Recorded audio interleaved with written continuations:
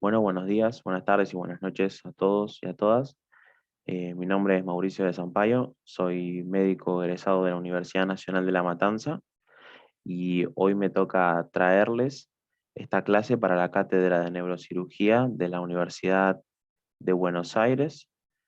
Vamos a hablar hoy sobre la enfermedad cerebrovascular isquémica.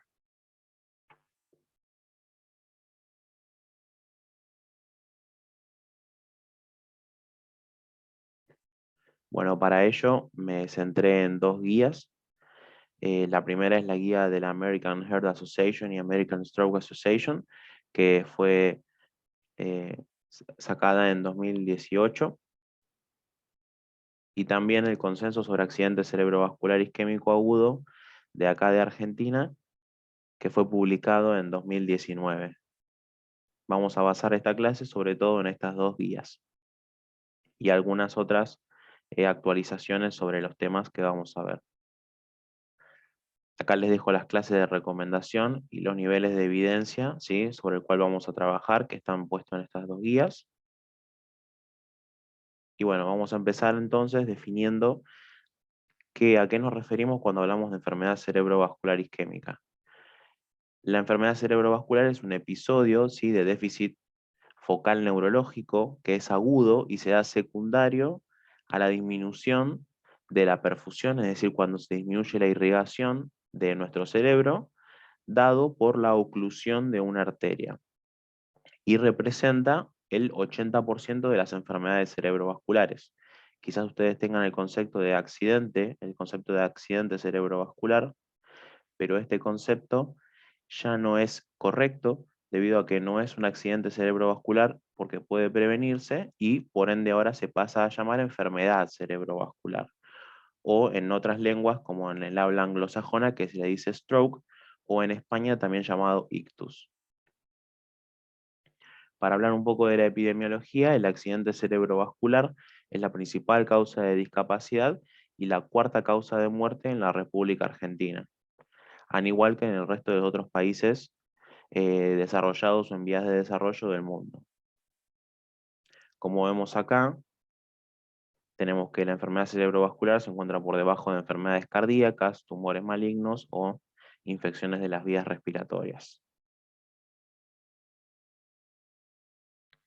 Para hablar un poco de la fisiopatología, qué es lo que pasa cuando se ocluye una arteria, vamos a tener que cuando se ocluye una arteria y se produce el evento isquémico, va a generar un área de necrosis central donde el flujo sanguíneo cerebral es bajo, muy bajo, incluso nulo. Esta área de necrosis central se denomina core isquémico, ¿sí?, donde el flujo sanguíneo es muy bajo y esta área va a ser muy difícil de que regrese a su irrigación normal. Lo que sí sucede, y es muy importante, alrededor de este core isquémico se da un área donde presenta isquemia, ¿sí?, o oligoemia u oligoemia, y esta área se va a denominar alrededor penumbra isquémica. Esta área de penumbra isquémica donde el flujo sanguíneo cerebral es bajo, pero nosotros con diferentes medidas podemos revertirla, es donde va a actuar todo nuestro trabajo a la hora del manejo inicial del paciente con enfermedad cerebrovascular. Y estas medidas son, son denominadas medidas de neuroprotección. Como toda enfermedad presenta factores de riesgo, ¿sí?, y la enfermedad cerebrovascular isquémica tiene los mismos factores de riesgo inherentes a cualquier enfermedad cardiovascular, como por ejemplo la hipertensión arterial, ¿sí?, que es el antecedente más fuerte en cuanto a los pacientes con una enfermedad cerebrovascular. La diabetes, ya que puede producir una patología vascular múltiple, ¿sí?, sobre todo con el daño macroangiopático. La obesidad, por el riesgo de padecer hipertensión arterial y diabetes. Dislipidemias, ya que aumenta la producción de placas de ateroma en los diferentes vasos cerebrales. Cardiopatías con riesgo a embolizar, por ejemplo, una fibrilación auricular que produce un trombo en la orejuela auricular y ese trombo viaja desde el corazón impactándose en una arteria del cerebro. El tabaquismo por su fuerte asociación con el daño vascular y la hipertensión. El alcohol por lo mismo que el tabaquismo. Los anticonceptivos orales, ya que generan un estado de hipercoagulabilidad, ¿sí? Que predispone al daño de los vasos cerebrales. Drogas que son vasoconstrictoras a nivel cerebral, como la ergotamina y el sumatriptán, y enfermedades reumatológicas, como el lupus eritematoso sistémico o el síndrome antifosfolipídico. Bueno, en cuanto a la etiología del stroke, como hablamos en la primera diapositiva, vamos a encontrar que el stroke se va a dividir en hemorrágico o isquémico. El isquémico, según la guía del 2021, también de la Asociación Americana de Cardiología y de Stroke, vamos a ver que cerca del 88% de todos los stroke son isquémicos. Y un 12% son hemorrágicos, dividido en hemorragia intraparenquimatosa o intracerebral y hemorragia subaracnoidea. Dentro de los isquémicos vamos a tener dos posibles causas. La primera va a ser infartos lacunares, que son infartos pequeños, ¿sí?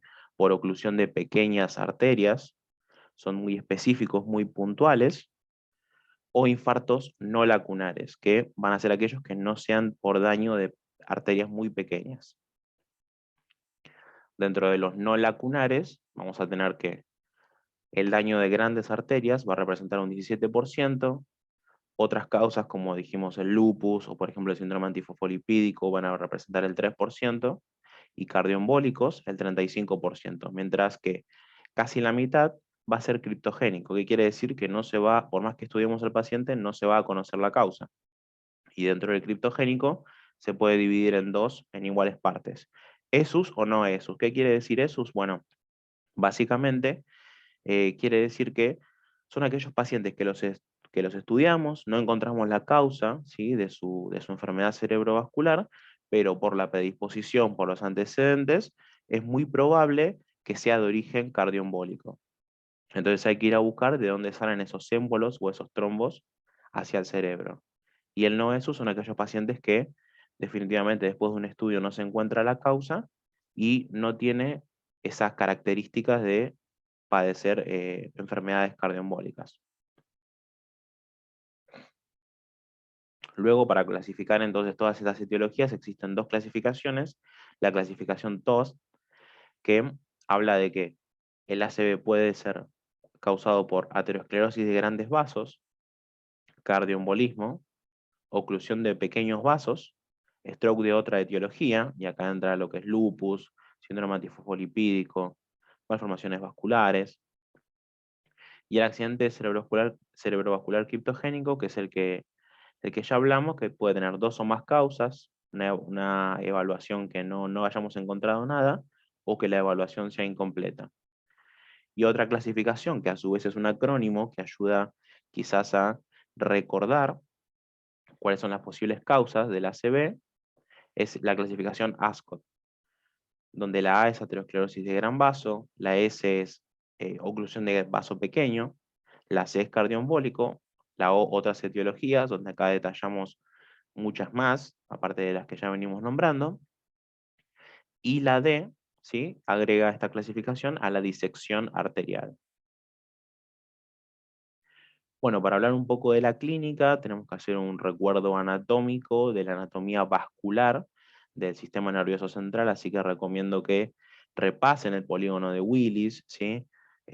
Donde que estudien detalladamente las arterias importantes que irrigan nuestro sistema nervioso central, ¿sí? La circulación anterior, la circulación posterior.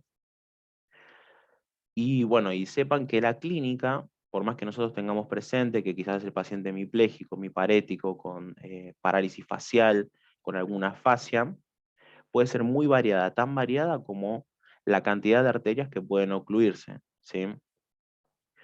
Pero la arteria más importante y más frecuente que se ocluye cuando tenemos una enfermedad cerebrovascular, sin dudas, es la arteria cerebral media. Entonces acá les dejo para que ustedes después, cuando tengan el PowerPoint, vean con más detalladamente la clínica por cada territorio vascular, ¿sí? Y presten especial atención en la clínica de la arteria cerebral media, que quizás es el stroke o el ACV que más conocemos, el hemipléjico, miparético, con afasia y parálisis facial. Así que esto los pasamos por alto para no perder tiempo. Y también les dejé, como habíamos hablado, de los infartos lacunares, esos que son pequeños infartos, que sean en áreas muy estratégicas por daño del pequeño vaso, genera síndromes lacunares, que acá también se los dejo para que lo puedan ver. Pero bueno, vamos a hablar de lo más importante, que es cómo manejamos a un paciente que nosotros sospechamos que tiene una enfermedad cerebrovascular. Bueno, en el prehospitalario tenemos que hacer tres cosas. Primero, reconocer que el paciente tiene una ACV o una enfermedad cerebrovascular. Luego, activar rápidamente el sistema de emergencia y una vez que reconocemos que nuestro paciente tiene una enfermedad cerebrovascular, trasladarlo a un lugar donde cuenten con un servicio de neuroimágenes de guardia, ¿sí? Principalmente tomografía computada, y obviamente que cuente con el gol estándar para el tratamiento, que es la trombolisis sistémica. Mucho más importante sería si además conseguimos tener un lugar que cuente con servicio de endovascular que realicen trombectomía mecánica, que son los dos tratamientos para la enfermedad cerebrovascular, y un equipo de neurocirugía y neurointervencionismo.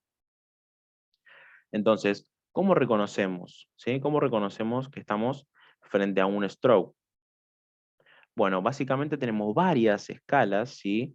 Que nos pueden ayudar en el prehospitalero a reconocer que nuestro paciente tiene stroke, pero sin lugar a dudas, la escala más reconocida, la escala más accesible, no solo para el personal de salud, sino para cualquier persona de la comunidad que puede utilizar, es la escala de Cincinnati, que tiene una alta sensibilidad para detectar el paciente con stroke, que rápidamente la podemos reconocer o aplicar teniendo en cuenta la mnemotecnia FAST, ¿sí? Donde F significa face, le vamos a pedir al paciente que sonría. Si detectamos una parálisis facial, eso sumaría un punto positivo. ARM, que significa miembros, que son los miembros superiores, pedimos al paciente que eleve ambos brazos y detectamos que la imposibilidad de que eleve uno solo, ese punto también se consideraría positivo. Speech, que es el habla, le pedimos al paciente que repita una frase simple, por ejemplo, el cielo está azul en Buenos Aires. Y si este paciente no puede reproducirla, también sería un punto positivo.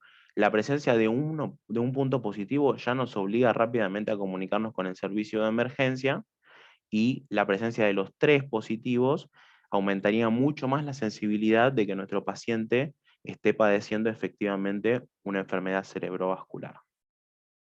Otra escala es la escala RACE, que esta sí debe ser utilizada generalmente por los servicios prehospitalarios y tiene un gran valor, ¿sí? Aunque quizás acá no haya un servicio, en Argentina no haya un servicio prehospitalario adecuado, ¿sí? O formado exclusivamente para ello.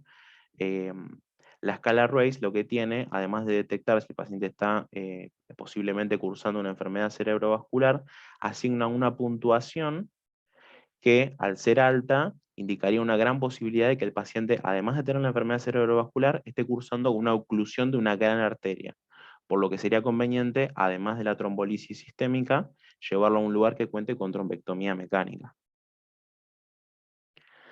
¿Qué debemos hacer entonces en la etapa prehospitalaria? Hacer una evaluación ABC del paciente no traumatizado, ¿sí? Una evaluación cardiológica mínima, rápida, oxigenoterapia, pero no de rutina, sino solamente cuando el paciente esté desaturando, ¿sí? En saturaciones de oxígeno menores a 94%. Colocar una vía periférica venosa, que esa vía la vamos a colocar en el paciente, en el brazo del paciente que esté no parético, para evitar edema. Determinar la glucemia por tira reactiva. ¿Por qué? Esto es muy importante. Tenemos que descartar hipoglucemia. Ya vamos a ver por qué.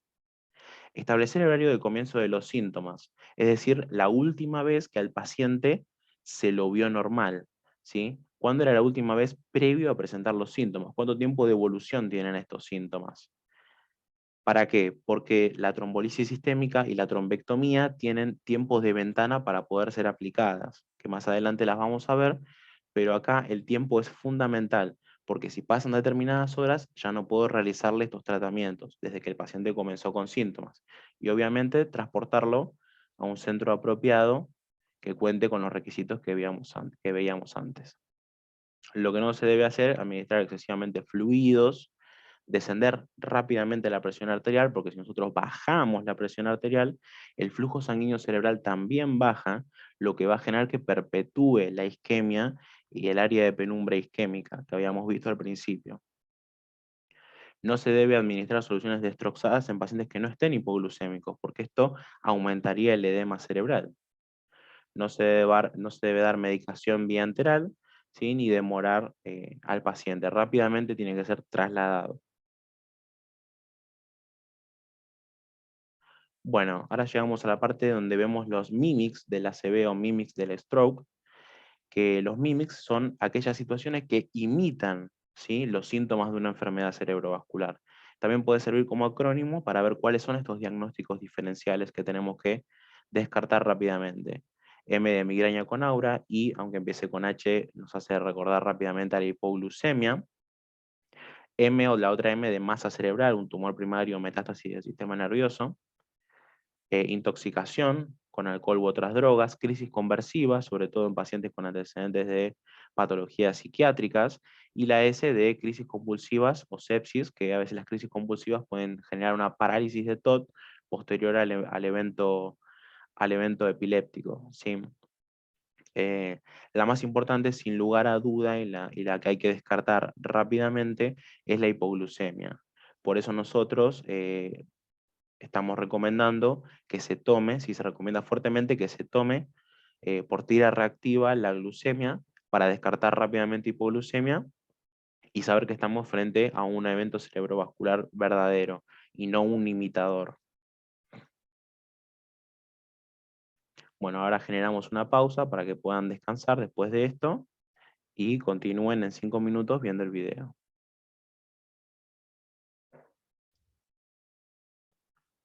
Bueno, espero que hayan retomado, hayan descansado 5 minutos para poder seguir. Y bueno, ahora vamos a hablar del manejo inicial, ¿no? Una vez que el paciente desde el prehospitalario lo traen al hospital, vamos a ver qué es lo que tenemos que hacer. Y al igual que el trauma, el stroke presenta la hora de oro, ¿sí? Una hora crítica donde tenemos que eh, generar que el paciente desde que llegó al hospital tarde una hora o menos hasta que se le realice el tratamiento gol estándar, que es la trombolisis sistémica. La verdad que no se puede realizar, o es difícil de realizar en los centros de la mayoría de la ciudad de Buenos Aires, ni hablar en el conurbano, pero bueno, lo ideal sería que el tiempo que se denomina puerta aguja, es decir, desde que entra el paciente con sospecha de stroke hasta que le aplicamos la trombolisis sistémica, sea de una hora o menos, ¿sí? Que cuente con la sospecha, una evaluación inicial, ¿sí? Un aviso al equipo de ACV, realizar las neuroimágenes, interpretarlas, ¿sí?, junto con el laboratorio, y si el paciente es candidato a la reperfusión, iniciar la infusión con RTPA. Así que en el manejo inicial hospitalario deberíamos realizar lo que sea lo más rápido posible. ¿Por qué? Básicamente porque el tiempo es cerebro y cada minuto que pasa se perpetúa la isquemia, mueren millones de neuronas y el pronóstico del paciente empeora.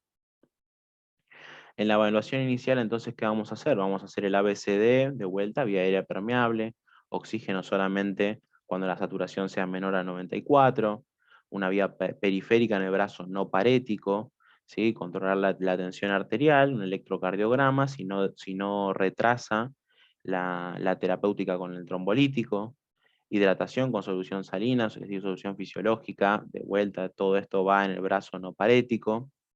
El control del Glasgow, si vemos que nuestro paciente presenta un Glasgow menor a 8, deberíamos iniciar intubación, ¿sí? Y evitar la hipertermia. La hipertermia y la hipotermia. Bueno, como habíamos visto, el gran mimic era la hipoglucemia, entonces debemos evitar hipoglucemia, en caso de tenerla, aplicar solución destrozada, y las hiperglucemias se recomiendan tener valores menores a 150 o tratarlos en mayores de 180. Vamos a ver por qué es importante.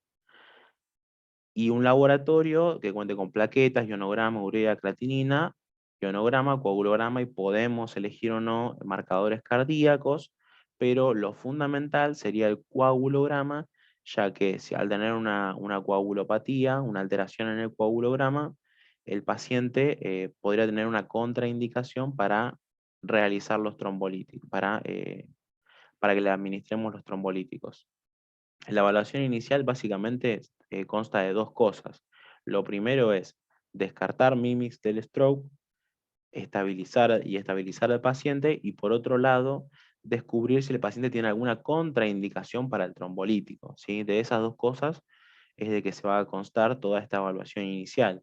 Y por supuesto, eh, como es, no permitir que se perpetúe el área de penumbra isquémica realizando neuroprotección no farmacológica. Como todo paciente neurocrítico, la cabecera tiene que estar elevada a 30 grados, no tiene que indicar nada por boca, y una evaluación neurológica y cardiovascular completa con un examen físico que se puede realizar con la escala NIH, en caso de estar acreditado. Vamos a ver qué es la escala de NIH. La escala NIH, o la escala del National Institute of Health Stroke Scale, es una escala, ¿sí? La cual consta de 11 ítems y genera un puntaje de 0 a 42 en relación a todo un examen físico neurológico que nos va a permitir ver si el paciente presenta una oclusión de un gran vaso o no, y en base a eso decidir si se le aplican trombolíticos más trombectomía, ¿sí? Decidir la terapéutica que se le va a aplicar al paciente, y por supuesto el puntaje tiene una gran correlación con la mortalidad y el pronóstico del paciente. Es una escala que uno necesita estar acreditado para realizarla y se puede reproducir. Es esta escala que ven acá,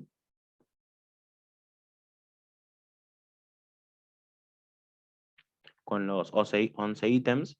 No es necesario saberla, ya que esto lo realiza un personal que esté entrenado para ello.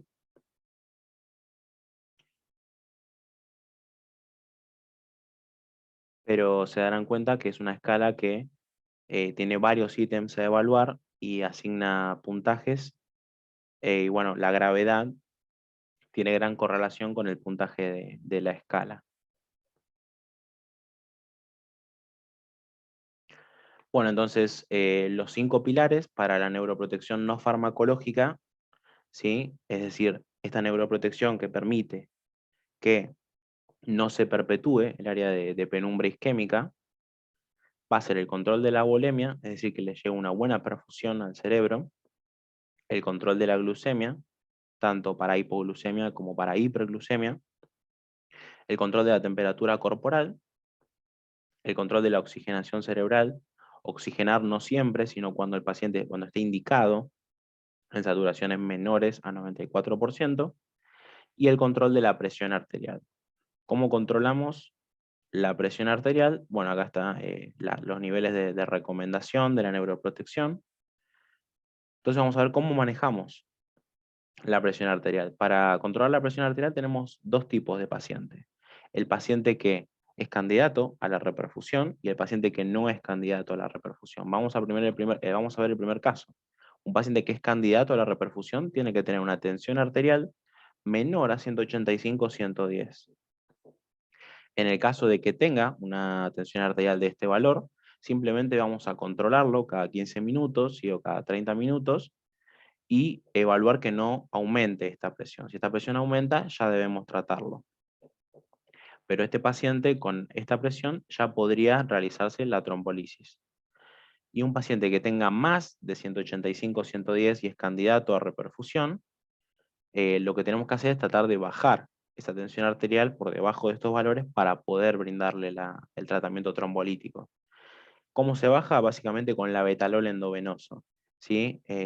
Y si esto, incluso puedo repetirse una vez más, si esto no ocurre, ¿sí? Tenemos que agregar nitroprusato, tenemos que además realizar otra medida farmacológica con nitroprusato de sodio, y si no logramos bajar esa TA con estos dos fármacos, ¿sí? Con dos escalones farmacológicos, se contraindicaría la terapia con reperfusión. Y vamos a ver el otro caso, el paciente que de entrada no es candidato para la reperfusión. ¿Qué tenemos que hacer con este paciente? Bueno, este paciente va a manejar diferentes valores de tensión arterial, un poco más elevados. Es decir, una tensión arterial entre 220 y 120. Si este paciente no tiene estos valores tan altos, bien, perfecto. En las primeras 24 horas no tenemos que tratar esa TA. ¿Sí? Que esta TA vaya bajando sola paulatinamente. Recuerden que no bajamos la TA rápido para que no se perpetúe el área de penumbra isquémica. Y si el paciente tiene una tensión arterial mayor a estos valores, lo que tenemos que hacer es bajarla, pero paulatinamente, ¿sí? En un 15% durante las primeras 24 horas con los mismos fármacos, ¿sí? Con la betalol principalmente, la betalol endovenoso. Y ahora vamos a hablar de un tema sumamente importante que son las neuroimágenes en la enfermedad cerebrovascular isquémica. Dentro de la hora de oro, como habían visto, la neuroimagen era fundamental, ¿sí? La neuroimagen que se recomienda, que es la más accesible, es la tomografía computarizada. Tiene que ser una tomografía computarizada de encéfalo sin contraste. Y en este estudio no vamos a poder ver la isquemia, ¿sí? Porque no tiene mucha sensibilidad para detectar isquemias precoces, la neuroimagen, sino que para lo que se realiza, si ustedes le preguntan para qué se realiza una tomografía computada en el ACV isquémico, en el manejo inicial agudo, es principalmente para descartar hemorragia cerebral. ¿Por qué? Porque si el paciente tiene una hemorragia cerebral, queda absolutamente excluido de la terapia con trombolíticos y pasa a ser otro paciente. Entonces, la tomografía computada, ¿sí? Nuestro paciente, lo que vamos a hacer es descartar la hemorragia. Se pueden visualizar signos precoces de isquemia, ¿sí? Se puede realizar un score, se debe realizar un score, que es el score de Aspects TC, que vamos a ver para qué sirve. Y la desventaja que tiene es que tiene baja sensibilidad para lo que es enfermedades cerebrovasculares de fosa posterior y tronco encefálico. Vamos a ver algunos signos precoces de isquemia, ¿sí? Podemos ver en la TC. Este es uno, es el signo de la arteria cerebral media hiperdensa, que es por la impactación de un trombo en la arteria cerebral media, tiene baja sensibilidad, ¿sí? Y a veces puede ser calcificaciones o hematocrito aumentado, pero ante la sospecha de un paciente con accidente cerebrovascular, en el cual tiene una clínica, digamos, contralateral, donde estamos viendo el signo de la arteria cerebral media hiperdensa, o también denominado signo de la cuerda, y bueno, podríamos estar pensando que efectivamente está padeciendo un stroke. Luego otro signo isquémico precoz es el borramiento del núcleo lenticular. Recuerden los núcleos de la base de este lado, ¿sí? Del lado derecho del paciente podemos ver el núcleo lenticular. Y acá este núcleo, que se ve un poco más hiperdenso, de este lado no se encuentra. Se borra justamente por el edema que genera la isquemia. Luego otro signo es el signo del ribete insular, ¿sí? Donde se pierde, ¿sí? La diferencia de la sustancia gris blanca en la ínsula de Rey, y significaría que nuestro edema se está perpetuando, ¿sí? No solo borró el núcleo lenticular, sino que además borró el ribete insular, o hizo perder la diferencia entre la sustancia gris y blanca. Y por último, ya un signo más tardío, que estamos cerca de ver la isquemia, bien hipodensa, es el borramiento de los surcos. Pueden ver que de este lado los surcos se ven perfectos, y de este lado, por el gran edema que generó la isquemia, no se pueden ver los surcos. Este es un signo mucho más tardío. Por lo tanto, el signo de la arteria cerebral media hiperdensa no tiene que ver a veces con el tiempo de evolución, sí los otros, ¿sí? Porque no puede haber uno si previamente no hubo otro signo. Primero genera una hipodensidad de los ganglios de la base, luego el signo del ribete insular, y por último se borran los surcos. Esto quiere decir que se está perpetuando la isquemia y está aumentando el edema, que es un edema de origen citotóxico. Luego, esto que habíamos hablado, que era el score de Aspects, que es un score donde se le asigna un puntaje a cada rama de la arteria cerebral media, y dependiendo qué áreas estén afectadas, se va restando. Se comienza con un puntaje inicial de 10 y, por ejemplo, si está afectado la zona M1, se le resta y quedaría 9. M2 se le resta y quedaría 8. ¿Sí? ¿Cuándo es grave? Cuando es un puntaje menor a 7. ¿Por qué es grave un puntaje menor a 7? Porque contraindica, ¿sí?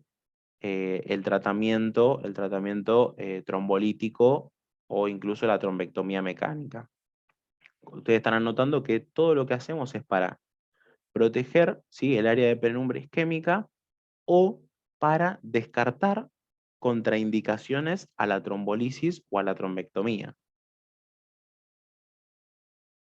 Luego pasamos a la otra neuroimagen, que es la resonancia magnética. La resonancia magnética se reserva como un estudio de primera elección en centros que cuentan con resonadores 24 horas, que la verdad acá en Buenos Aires hay muy pocos, pero existen, y siempre y cuando no demore la trombolisis. Ustedes se preguntarán por qué la resonancia, si es un estudio que quizás tarda más que una tomografía computarizada. Bueno, básicamente porque no se van a realizar las secuencias clásicas que todos conocemos, quizás T1, T2, que tardan más, sino se va a hacer un protocolo especial para el stroke, donde son secuencias que tardan mucho menos, que ahora las van a ver, no son tan agradables a la vista, no tienen mucha definición, pero sirven para lo que están creadas, para detectar o descartar isquemia. En, en las secuencias de difusión, ¿sí?, o mapa de ADC, vamos a detectar isquemia a los 35 minutos, es decir, muy, muy precoz. Después en la secuencia FLIR vamos a detectar isquemias mayores a 4 horas, ¿sí? Es decir, que por ejemplo, si viene un paciente donde vemos que la difusión tiene una isquemia, quiere decir que pasaron más de 35 minutos. Y en la FLIR no tiene isquemia, quiere decir que está entre 35 minutos y menos de 4 horas. Por lo tanto, es un paciente candidato a la trombolisis. Se detectan mayor infartos lacunares y es más sensible para lo que es fosa posterior y tronco. Uno puede ver esta área de penumbra, el core isquémico y el área de penumbra, con una secuencia que se llama un mismatch, una diferencia entre la difusión y otra secuencia que es de perfusión, que también tengo una imagen. Y ustedes dicen, bueno, ¿y cómo descartamos sangrado? También, ¿sí?, en una secuencia que es susceptibilidad ante 2 o GRE, se pueden ver hemorragias muy precoces. Así que es un estudio mucho más completo, tiene la desventaja de que no está tan disponible la resonancia magnética. Acá vamos a ver, esta es una tomografía, ¿por qué? Porque tiene hueso, ¿sí? Vamos a ver que acá quizás no se ve nada, pero la misma imagen, pero en resonancia del mismo paciente al mismo tiempo, detecta acá esta área de hiperintensidad, ¿sí? Esta es una secuencia de difusión, la gran cantidad de isquemia que presenta el paciente. Y esto es lo que decimos el mismatch entre la difusión y la perfusión, que podemos ver. Esta es una difusión, acá está el área isquémica, esta es una secuencia en perfusión, y vamos a ver que el área del cuore isquémico, que es el área que difícilmente se salve, en correlación con el área de penumbra, que es el tejido recuperable que tanto enfatizamos en las medidas iniciales para que no se perpetúe la isquemia. Y se pueden realizar otros estudios vasculares no invasivos, como una angiotomografía, una angioresonancia, que son recomendadas sobre todo para pacientes que van a terapia trombomecánica, ¿sí?, la trombectomía mecánica, y estudios de perfusión, otros no invasivos, como el que vimos, que sobre todo que la perfusión por resonancia, que es la que detecta la relación entre el cuore y el área de penumbra isquémica. Bueno, acá generamos otra pausa para que incorporen los conceptos, tomen un descanso y vuelvan a seguir escuchando el video.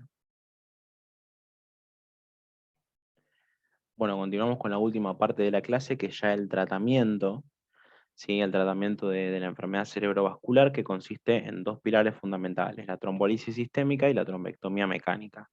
Vamos a hablar un poco de la trombolisis sistémica o trombolisis endovenosa, que vamos a administrar el trombolítico RTPA, que activa el plasminógeno, ¿sí? A plasmina, e hidroliza las redes de fibrina, tratando de lisar el trombo que ocluyó la arteria. El medicamento, digamos, que más utiliza es el Alteplasa, ¿sí? También lo pueden buscar con ese nombre, y se va a administrar en 0,9 miligramos kilodosis, una dosis máxima de 90. El 10% lo van a administrar en bolo endovenoso, y el 90% en una infusión continua durante 1 hora, controlando al paciente. ¿Y a quién se los vamos a dar? Bueno, el trombolítico, por eso venimos tanto insistiendo en la clase, tiene una ventana, ¿sí?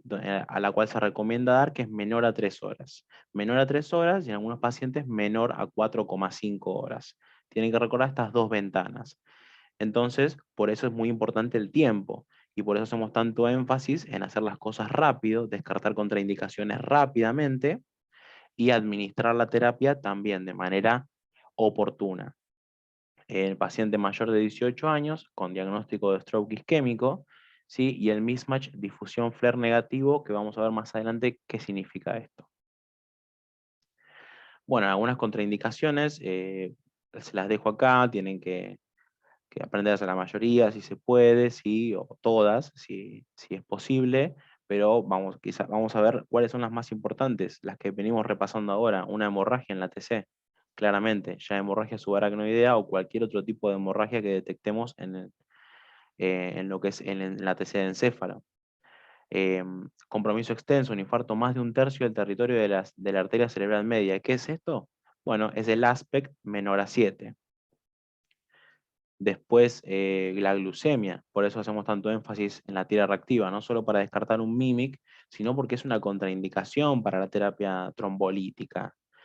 La presión, obviamente, más de 185-110, ¿sí? Y a pesar del tratamiento, es decir, que luego del labetalol y el nitroprusiato, si el paciente continúa con esta TA, no se recomienda el trombolítico, es decir, se contraindica.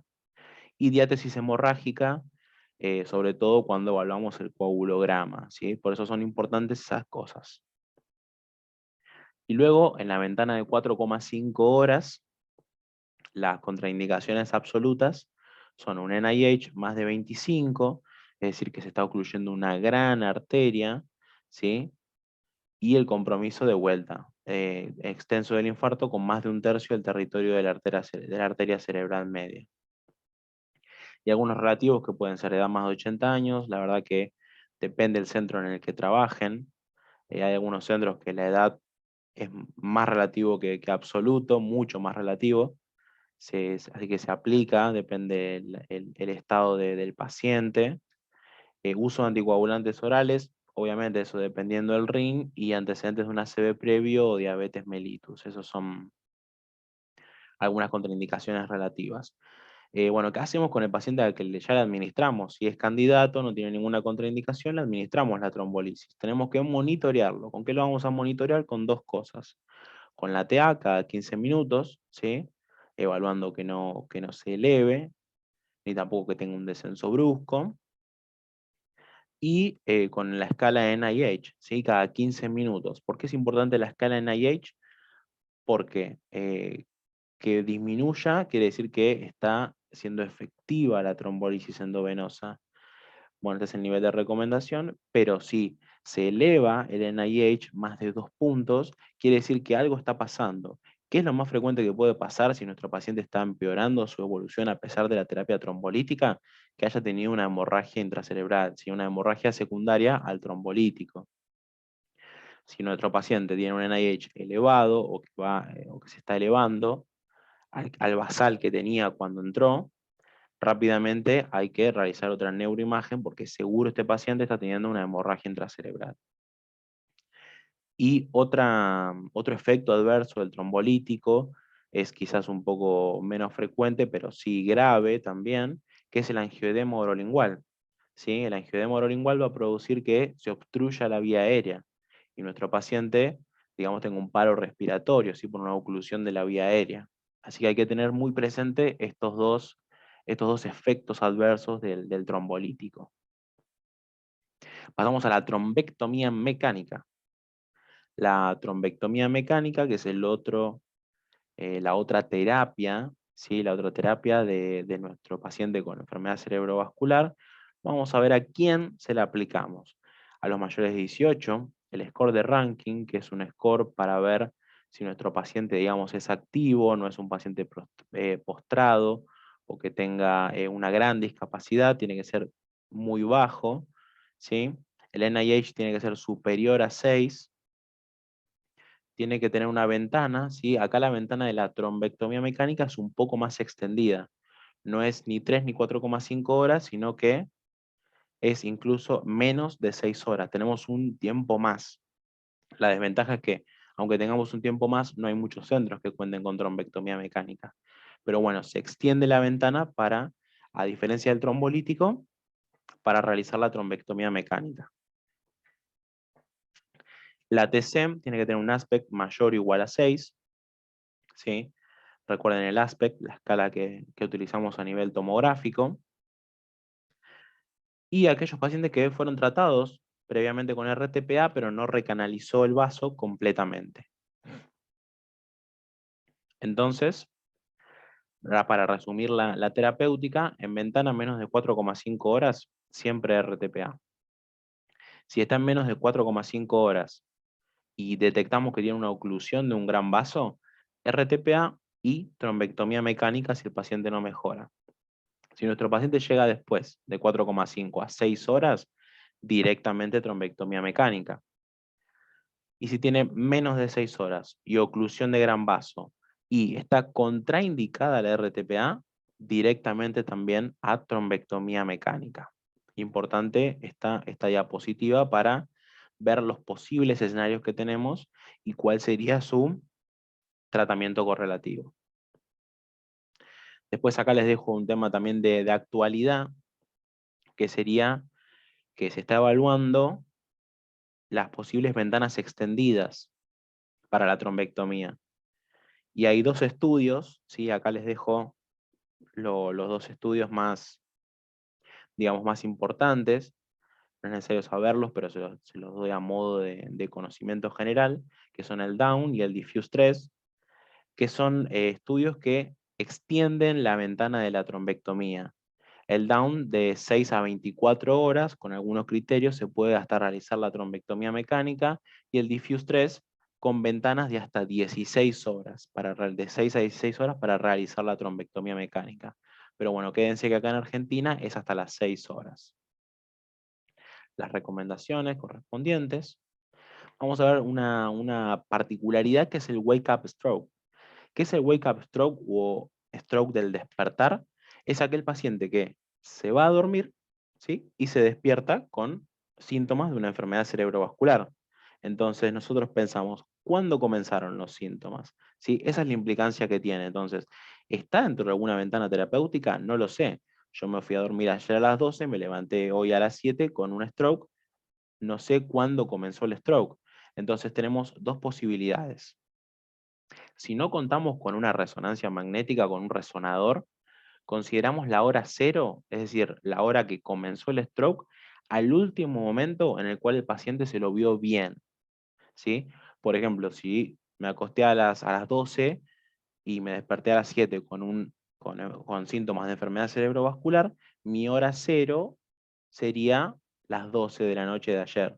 Por lo tanto, estaría contraindicada cualquier terapéutica, trombectomía o trombolisis, porque pasé de las ventanas. En cambio, si tenemos resonancia magnética, podemos hacer el mismatch difusión flare. ¿Se acuerdan que decía en la diapositiva de la trombolisis? ¿Qué es el mismatch difusión flare? Bueno, es hacer una resonancia en difusión. Entonces, si se detecta, significa que tiene una isquemia mayor a 35 minutos y una secuencia flare, donde si también da positiva, quiere decir que pasaron 4 horas. Recuerden que la FLAIR detecta isquemia pasada las 4 horas.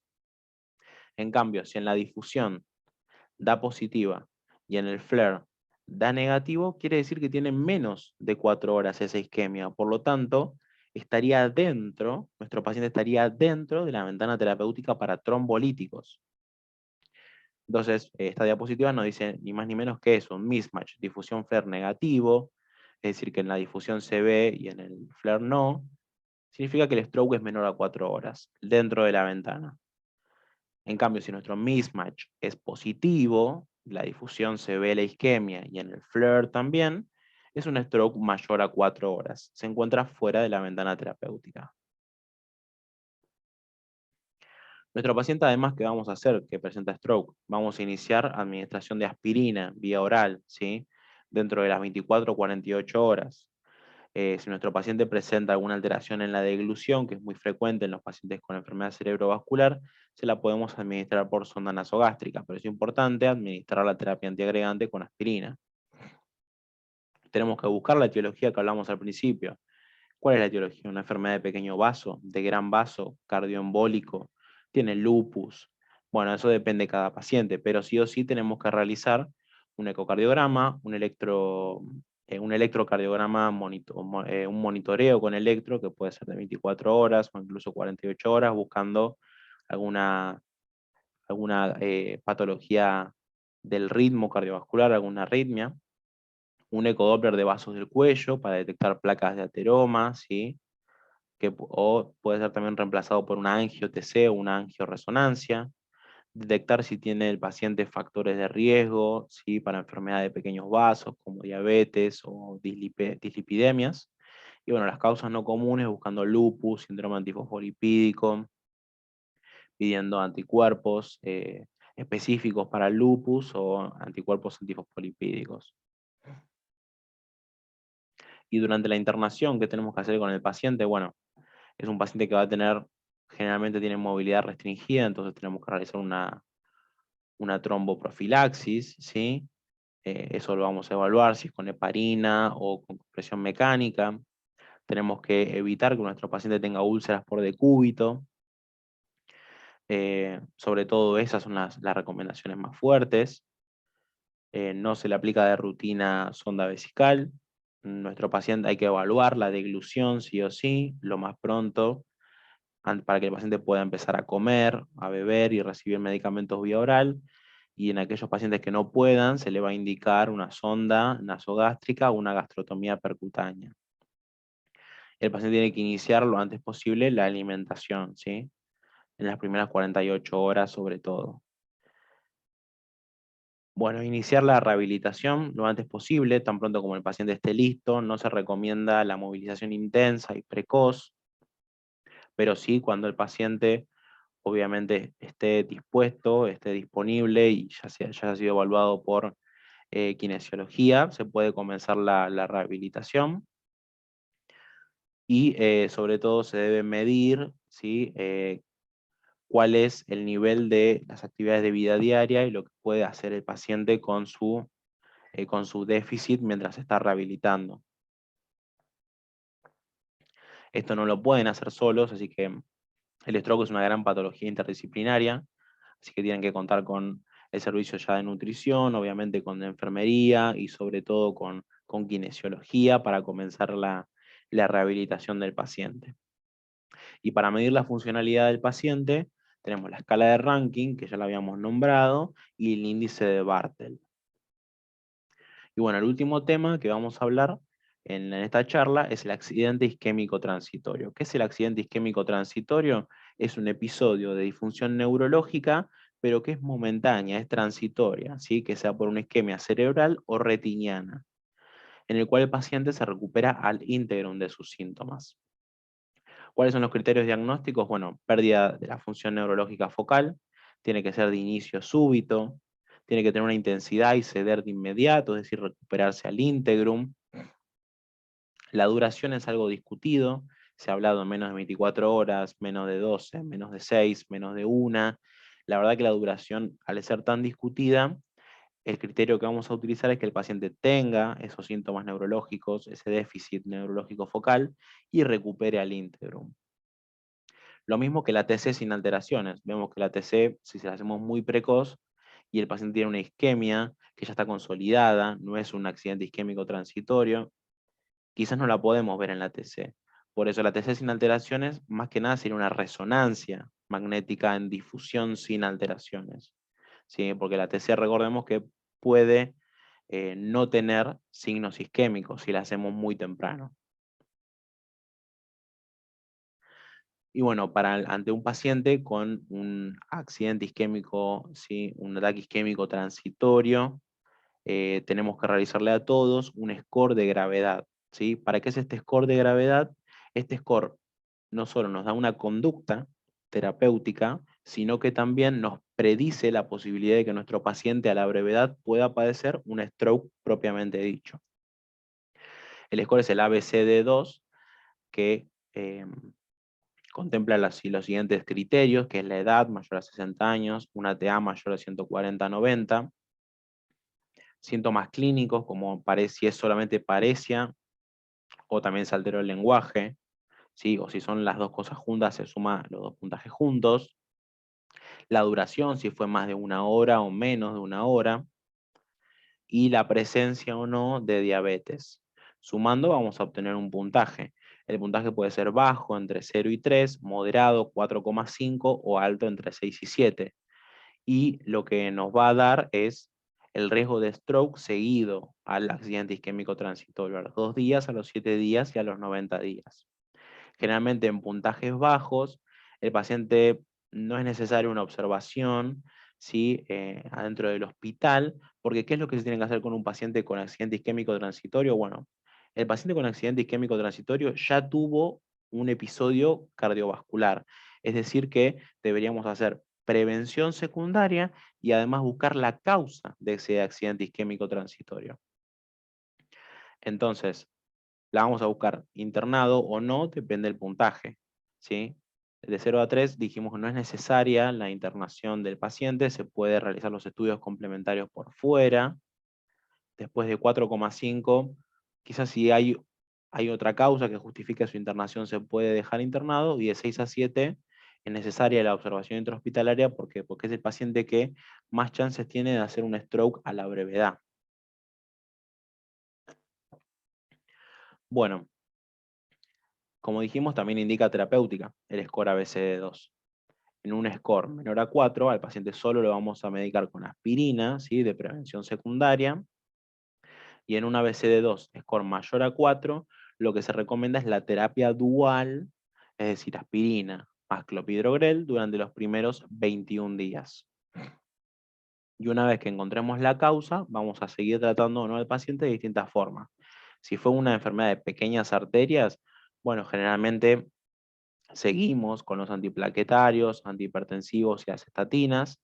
Si fue criptogénico, es decir, que no se conoce tanto la causa, medidas, educar al paciente sobre su TA, terapia antitrombótica, ¿sí? Con estatinas, modificación del estilo de vida, si lo requiere, y la fibrilación auricular, lo tenemos que anticoagular al paciente por la FA, y si el paciente tiene alguna contraindicación para la anticoagulación, terapia antiplaquetaria dual, la continuamos.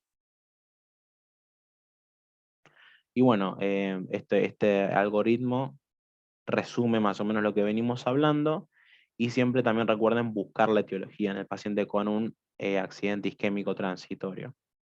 Con ecocardiograma, monitoreo con electro continuo, ecodoppler de vasos de cuello, angiotac o angioreso, ¿sí? Hemoglobina glicosilada, perfil lipídico, y para las causas no comunes los anticuerpos.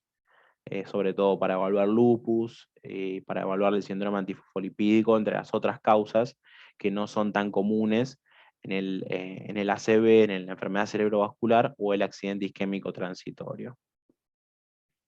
Y bueno, con eso finalizamos la clase. Agradezco al doctor Mamani por darme la oportunidad de estar acá con ustedes dando la clase. Dejo mi mail y mi red social para cualquier consulta. Y bueno, nos vemos en la clase. Anoten sus dudas y las vamos a resolver ahí. Muchas gracias.